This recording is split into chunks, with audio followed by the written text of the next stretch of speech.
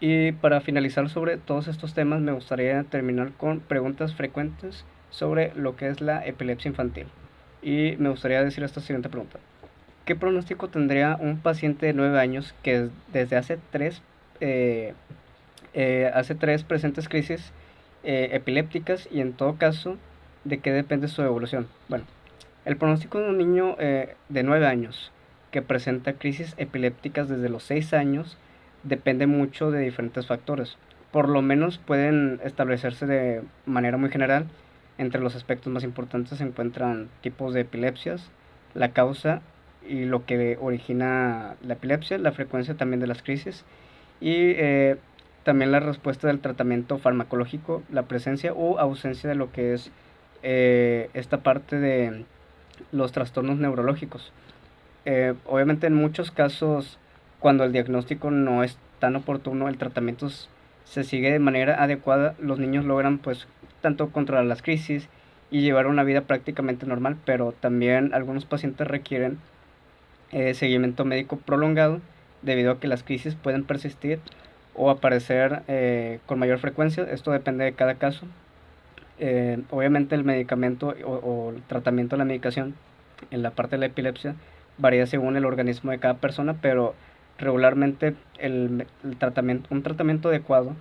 a una detectada la epilepsia a una edad temprana tiene un pronóstico favorecedor para el niño. La segunda pregunta es, la madre de un niño bueno, esto es la parte de un caso. La madre de un niño de 10 años no le deja jugar videojuegos con la idea de que así disminuirá la frecuencia de sus crisis epilépticas. ¿Qué tan cierto es esto? Bueno, esta afirmación solo es cierta en algunos casos pues en específico. Existe un tipo de epilepsia, metiendo esta parte, un tipo de epilepsia conocida como epilepsia fotosensible, se llama fotosensible, en lo que las luces intermitentes o ciertos patrones visuales pueden descender una crisis o pueden causar esta parte de la crisis. Pero también eh, este tipo de epilepsia representa únicamente una pequeña proporción de las personas con epilepsia. Por ello, obviamente, no todos los niños con epilepsia deben evitar los videojuegos, solamente son ciertos casos. Lo recomendable, obviamente, sí es seguir las indicaciones tanto del neurólogo. Si el niño presenta epilepsia fotosensible, sí puede llegar a ser, pues, sí puede llegar a limitar tanto la exposición en los videojuegos, las luces que parpadean mucho y suele mantener una distancia adecuada a la pantalla para jugar en habitaciones tanto iluminadas, realizar pausas frecuentes. Si no existe fotosensibilidad a los videojuegos, puede fomentarse parte de estas actividades recreativas siempre y cuando se practiquen con una cierta moderación. La siguiente pregunta dice, ¿qué otros cuidados se deben tener para que el paciente se encuentre bien?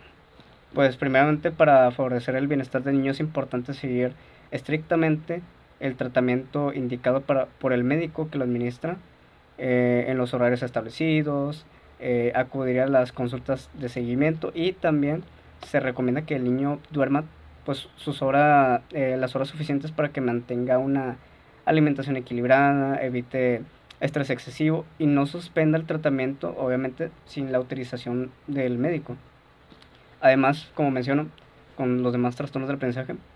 la familia y la escuela deben conocer, bueno, dentro de esta parte de la epilepsia, deben conocer cómo actuar en el caso de una crisis epiléptica. Es importante, pues, también mantener la calma, colocar al niño de un lado para facilitar la respiración, retirar todos los objetos con los que pueda golpearse y no introducir ningún objeto en su boca. Si la crisis dura más de 5 minutos o se presentan varias crisis seguidas, debe obviamente solicitarse la atención urgente de atención médica en el caso de que sea muy muy prolongada. La siguiente pregunta es, qué tan adecuado es adecuar a mi hijo de la misma forma que a sus hermanos? Ok, en términos meramente generales, es recomendable adecuar al niño con epilepsia bajo las mismas normas, mismos valores y mismas responsabilidades que sus hermanos. Así pues para evitar tanto la sobreprotección, como la discriminación, en esta parte, la epilepsia no impide que pues el niño se desarrolle con habilidades y responsabilidades acordes a su edad o participe en actividades familiares y escolares. O sea, más bien es necesario que se realicen algunas adaptaciones relacionadas con su seguridad y su tratamiento. Los padres deben de informar a la escuela sobre la condición del niño para que se pueda supervisar tanto las actividades que pueda representar un riesgo en caso de una crisis, como por ejemplo supongamos como nadar o andar en bicicleta sin protección, y fomentar obviamente también dentro de esta parte para poder saber en qué situaciones se presenta una crisis y qué actividades desempeña. Y obviamente pues dentro de esta parte pues es fomentar su autonomía, o sea, de manera progresiva, que se pueda crear un ambiente familiar de apoyo y comprensión y favorecer su autoestima y su independencia para una calidad de vida. Como menciono, eh, dentro de esta parte no es sobreproteger al niño como tal, no es que se sobreproteja de todo, sino es más bien al sabiendas de que hay una epilepsia, conociéndose cómo son sus crisis, es solamente adecuar todas estas actividades que hace, pero hacerlas con un poco menos de riesgo. No es una sobreprotección como tal, sino solamente es una adecuación a su estilo de vida. Y ya por último, como una conclusión mía, y principalmente sobre lo que ya mencioné de los trastornos de aprendizaje y principalmente con la epilepsia, pues sobre todo la epilepsia infantil, que es un trastorno neurológico con un diagnóstico oportuno, un tratamiento adecuado y un seguimiento pues médico constante que pueda ser controlado, la mayoría de los casos sí permite que los niños tengan una buena calidad de vida, y es indispensable y importante comprender que cada paciente presenta características diferentes, por lo que si obviamente por lo que su evolución dependerá del tipo de epilepsia, la respuesta al tratamiento, el apoyo que reciba de sus familiares, de la escuela, de los profesores, y que se haga toda esta parte integral para poder ayudar al pequeño. Y pues asimismo, por mi parte, como experto dentro de esta materia, es fundamental eliminar los mitos que existen alrededor de esta condición y promover pues una información más basada en evidencia científica. Obviamente la participación activa de los padres, el cumplimiento del tratamiento, la creación de un entorno seguro y comprensivo, pues van a favorecer bastante al desarrollo integral del niño para fortalecer su autonomía y contribuye a su bienestar físico, emocional y social. Como menciono, solamente es la adecuación dentro de esta parte de la epilepsia del niño, conocer la crisis, conocer más o menos un promedio de cuánto dura para poder fortalecer, bueno, para poder identificar y cómo adecuar un plan adecuado a estas crisis. Y por mi parte,